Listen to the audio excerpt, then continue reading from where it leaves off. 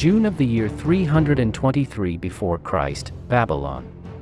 Alexander III of Macedon, better known as Alexander the Great, dies at the age of 32.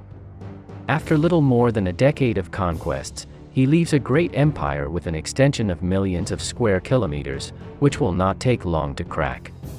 When he is spoken of, it is always alluded to his masterful victories on the battlefield, and the reasons he had for continuing his relentless advance. But in today's program, we are going to leave that theme for the general public, and we are going to focus on 7 more everyday aspects of Alejandro's life and actions. The first of them is found in his first great victory over the Persian Empire, this being the famous Battle of Granicus.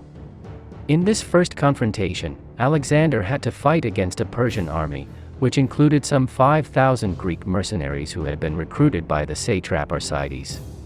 The fact is that once the battle was completely decided for the Macedonian king, and the Persian army was in retreat, these Greek mercenaries proposed to Alexander that they could join him. After all, they were mercenaries and they did not fight for any kingdom or ideal, they only did it for money. Although Alexander could have accepted this offer, and added these highly experienced troops to his side, he decided to annihilate them. With this action he wanted to send the message to everyone, that either you were with him from the first moment, or you were his enemy. The second curiosity on our list is that Alexander was not the first candidate to be king of Macedonia. Although this is a fact that is usually omitted, the truth is that Alexander was not the firstborn of Philip II, since he had had another son before Alexander.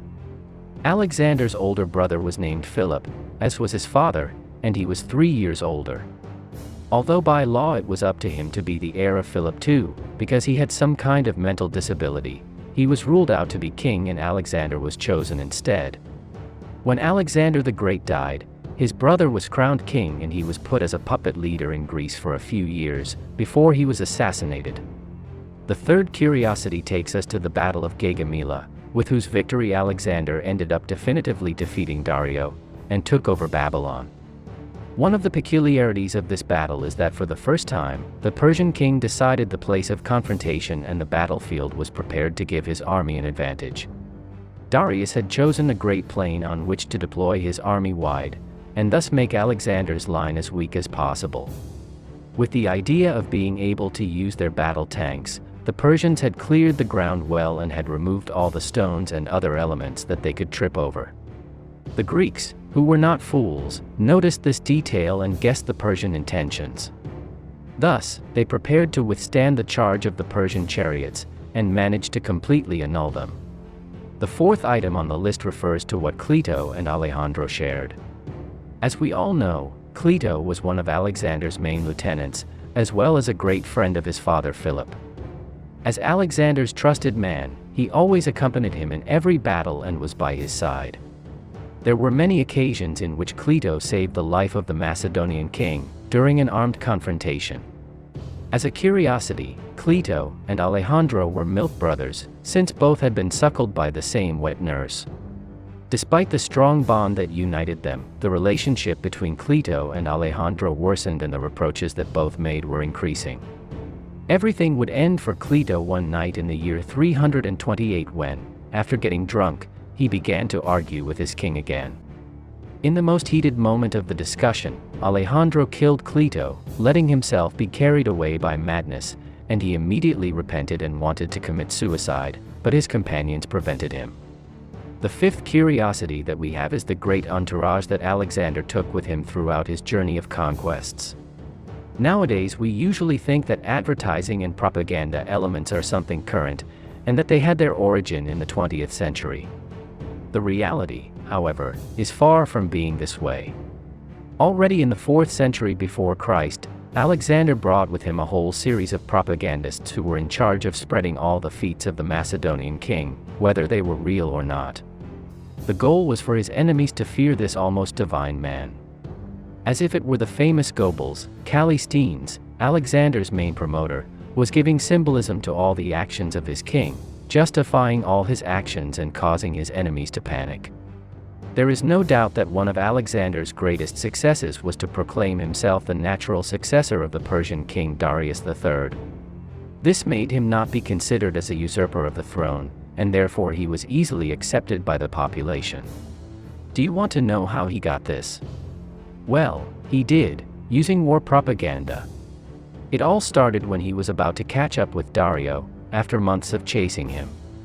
Dario's generals, tired of fleeing so much, decided to kill Dario and thus make Alexander stop chasing them. What Alexander did next is to invent what the deceased Persian king had told him before he died, that he named him his rightful heir, and that he would hunt down his murderers. Immediately afterwards, Alejandro began a new persecution against Dario's generals, and did not stop until he obtained his heads.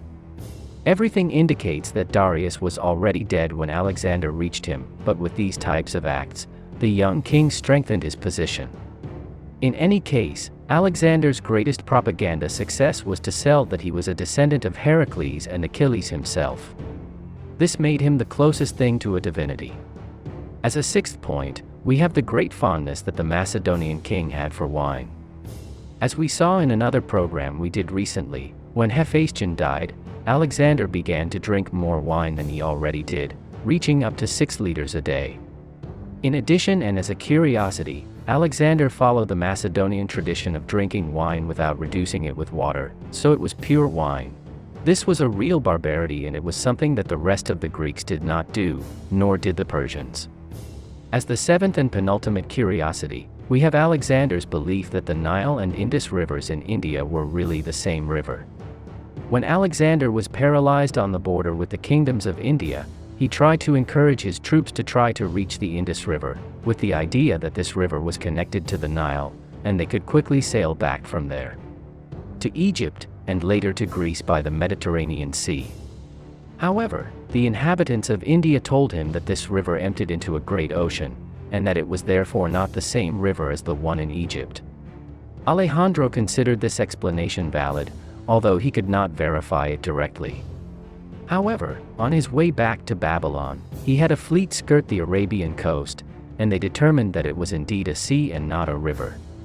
And finally, let's go with the last of the curiosities of this program, this being the reasons that Alejandro's companions could have to poison him, if they finally did.